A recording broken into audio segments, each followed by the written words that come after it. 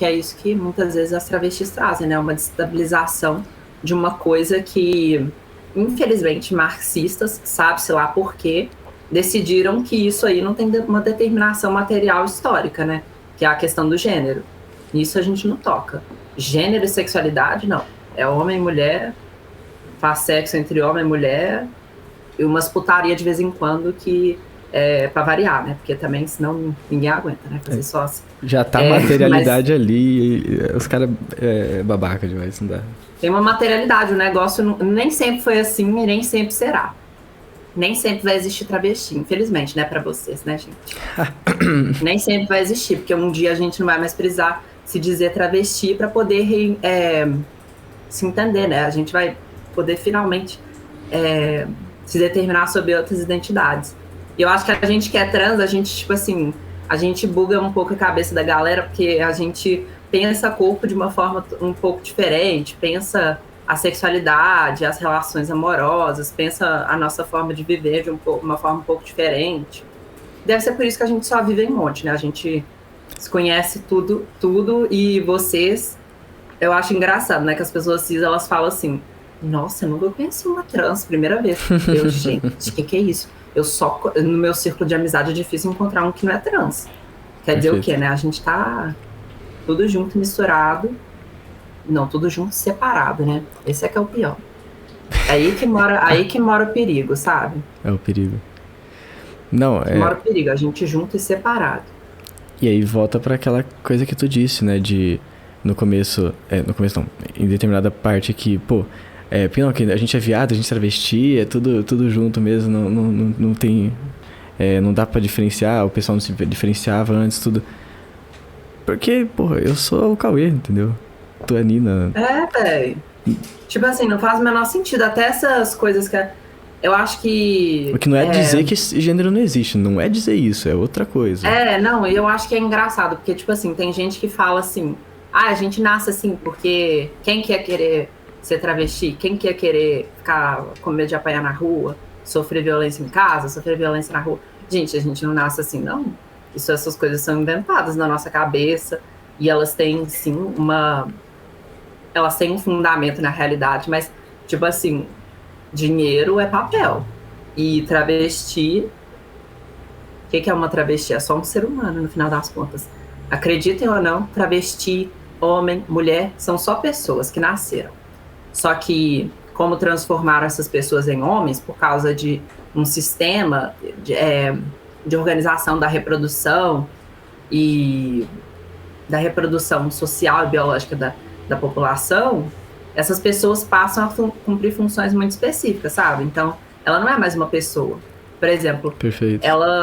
Se ela é uma mulher, ela já não cumpre requisitos para poder exercer várias funções. Mas ela tem a obrigação de exercer outras. Se ela não cumprir, ela vai ser punida, né? Porque ela está estragando os esquemas. E aí, se ela é uma mulher negra, ela vai ter outras funções ali naquela divisão. Então, ela deixa de ser uma pessoa e vira, né, essa categoria. Essa categoria que faz sentido ela se reconhecer enquanto aquilo, mas que a ideia é que não faça mais sentido, porque não deveria fazer o menor sentido isso. E é nisso quando tu toca, por exemplo, que a gente precisa acabar com a família, trazendo um pouco de polêmica que... Chat a gente acabou de ganhar uma raid aqui. Adoro, esse é o bom de sair fazendo campanha com bicha, sabe? Tipo assim, tem uma coisa que eu falo muito é tipo assim, gente, você não quer votar numa travesti comunista, não? Pra dar muito desgosto pra família de vocês? Vocês vão amar, né? Tu vai onde dói. Só vai dar mais desgosto se você assumir uma travesti comunista pra sua mãe. Mas aí eu já não tô pra isso. Isso aí só ano que vem. Ano que vem. É porque mais perto da candidatura... ano que vem tu vou casar, eu quero casar com 22 anos. Uhum. Tá solteiro então, só pro chat saber aqui. Não, eu vou casar. Mas por enquanto? Tô noiva, só não tenho noivo ainda. Entendi. Não, mas tô noiva ainda, já, tipo. Você não pode ficar com essa mentalidade, sou solteira. Senão você vai ficar solteira pra sempre. Eu preciso falar isso pra um pessoal. Inclusive o Psy, se você estiver escutando aí, eu sei que você disse que queria entrar aqui, eventualmente vai entrar. fica a dica aí. Tudo começa na cabeça, né? Depois... Tudo começa na cabeça. Igual, a gente já tá partindo pra um lado idealista, né? Não, a gente tem que falar merda também. Começa na nossa cabeça, depois que vira real. Verdade, não é não. Vixe, não, Mas longe de mim, né? longe de mim fugir da materialidade. Quem sabe a gente, pelo menos nisso, a gente não pode fazer esse desvio marxista. Não, acho que a gente precisa... É que assim, eu tô namorando agora, tô namorando materialistamente agora. Uhum. E... Não é web namoro. Não é um web namoro, ó, já fica a crítica aí aos meus amigos que tem web namoro. Mas... Qual o problema de ter web namoro? O problema é que o que eu gosto, né, o que a gente sente é o calor na pele. E aí o calor na pele quando tá longe... Você disse que não gostava de calor? Com muita saudade. Eu não gosto de calor. Por quê? Porque quando eu tô com quem eu gosto, aí fica muito calor. Se tá frio o ambiente e eu só tenho o calor de quem eu gosto, aí acabou. Tá perfeito. Ah, então agora você não vai visitar a sua namorada, porque tá quente. Então, isso é um ótimo ponto. Tadinho. Mas eu vou fugir desse ponto pra falar... Eu ia falar mal dela de outra forma. Eu ia falar que, poxa, marxista é muito chato. Por isso que a gente tem que falar algumas coisas assim, algumas besteiras de vez. E falar umas merda de vez em quando. Tu concorda comigo? Mas aí eu já tenho uma crítica, porque, tipo assim, as pessoas achavam que eu era séria, né? Não sei nem como. Mas, tipo assim, achavam, né? Porque eu era candidata. Aí eu fiz umas lives falando besteira e não me acham mais séria. Agora eles... Já vai fazer assim, que é o que é a realidade, né? As pessoas da vida real, você sabe que elas não me levam a sério. Não te levam a sério. Não levam. Eu acho isso bom. Eu gosto também quando as pessoas... Eu gosto de duas coisas, né? Quando a pessoa fala assim, pô, mas... Isso daí não é marxista que você tá falando aí. Eu tô na roda, só tem comunista na roda, aí eu tô falando merda, os caras falam, não, mas isso daí não é marxista. Tipo, no meio de vocês eu posso falar isso. Eu posso dar uma... você... Qual o problema de eu ser uma hegeliana apaixonada? Hein? Pesado. Não, crianças, não usem drogas, tá? Por favor. Mas tá... Não usem Hegel. Se quiserem, tem uns livrinhos aí. E eu tava falando do fim da família, né? Porque isso entra numa parte que eu tenho começado a estudar, que é, por exemplo, em relações mono, não mono, relações de relacionamento burguês, né? Que entra, na verdade, entra não, né? Que tá intrínseco toda essa questão que a gente tem discutido basicamente desde o começo, que é de qual que é a nossa função dentro da nossa sociedade, qual que é não a função que a gente tem porque a gente nasceu de tal jeito, mas porque colocaram na gente, que a gente é obrigado a existir, né? Essas relações dizem tudo sobre isso, sabe? Tipo, mãe, pai, namorada, esposa, marido, filho. No final das contas, são todas pessoas que estão vivendo aquela relação.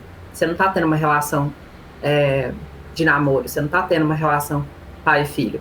O sistema capitalista se desenvolveu dessa forma, nesse sentido, alienando você mesmo das relações que você poderia ter, transformando as pessoas que você está se relacionando em categorias. Então, assim, sua mãe, ela tem funções e obrigações específicas com você, que se fosse uma pessoa, não teria. Você deve obediência a ela, mas que se fosse uma pessoa e não sua mãe, você não deveria. Entende? Imagina mãe então não amor são, de mãe, né? Amor de mãe, né? Materna, um instinto maternal, sabe? Ela tem obrigação, ela tem várias obrigações que acabam com a vida dela, e que ela sacrifica por você. E é da mesma forma numa relação romântica, né? As pessoas, quando a gente começa a falar de monogamia e não monogamia, por exemplo, eu acho que as pessoas, quando elas começam uma relação monogâmica, elas nem pensam, né, que aquela relação é monogâmica. Pra elas é só um namoro. É o padrão, né? Universal, assim. O namoro, sabe? Me pediu um namoro, então... Agora que a gente namora, então a gente vai noivar depois. Agora eu só posso fazer sexo com ele. Provavelmente não posso mais nem sair com meus amigos, né? Hétero tem até muito isso, né? Não é só hétero, não, né? Mas, tipo assim, não posso mais nem sair com meus amigos, não posso seguir tal pessoa no Instagram, todo um roteiro que todo mundo tá fazendo do mesmo jeito. É muito louco, todo mundo tá fazendo do mesmo jeito. E você acha que você tem autonomia, né, no meio do caminho. Você escolheu. Você pode achar. Eu sempre achei muito ruim, honestamente. Eu honestamente, eu sempre achei muito ruim essa coisa de relação monogâmica. Eu nunca tive, tipo assim, o mínimo de vontade de me envolver nessa porcaria. Até porque, assim, se eu fosse homem, talvez eu até tivesse vontade. Mas, assim, sendo uma pessoa feminina, eu acho que não tem muita vantagem, não. Não foi feito pra mulher, muito menos pra, né, pra uma travesti. Pra travesti, então...